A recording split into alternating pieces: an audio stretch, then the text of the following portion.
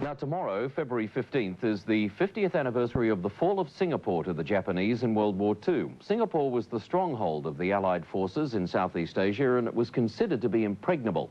But history showed otherwise. Mark McCallum talks to Harry Leslie, who was a private in the British Army in Singapore on the day it fell, and who subsequently suffered as a POW.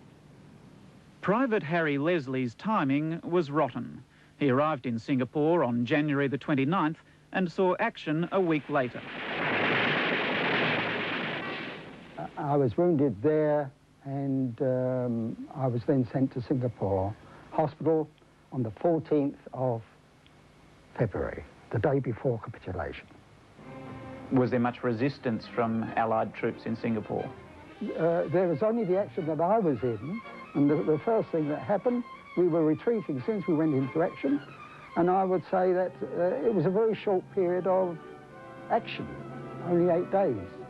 What was the feeling among the civilian population on the day of capitulation? The civilian population, from what I was given to understand, was that they were without water, and everything was very severe.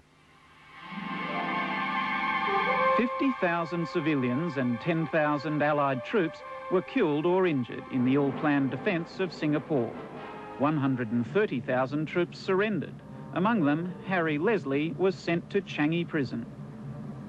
What was your personal feeling of being a prisoner of war in those early days in Changi?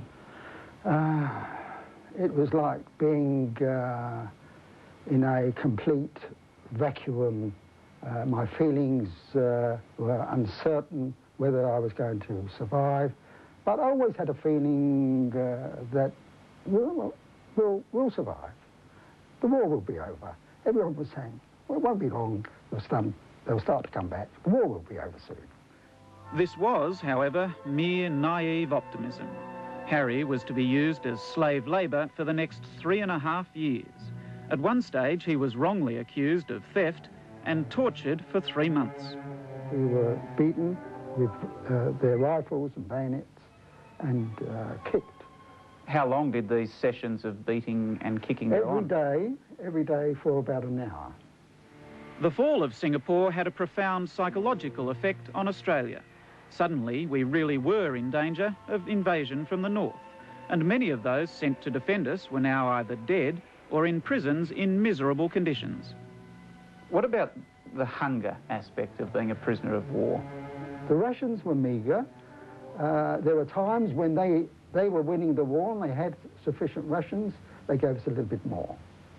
And when they were losing? When they were losing, that's when we felt the full brunt of starvation. How heavy were you when you entered the British Army? I was 12 stone 7 when I landed in Singapore. And when you were finally released? 6 stone 10. I always had the feeling that I was going to survive. It was part of my spirit.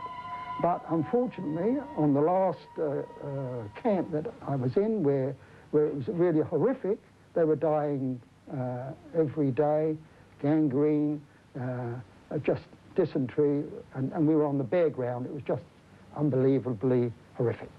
Of the 100 men in that last camp, half died. After the war, Harry slowly recuperated, and in 1968 emigrated to Australia with his wife Julie. Tomorrow he will attend a memorial service in Singapore with his memories and his mates. I will just take it in my stride, and I will pray that their souls will rest in peace. Harry has put aside the misery of war and no longer bears hatred nor malice towards the Japanese.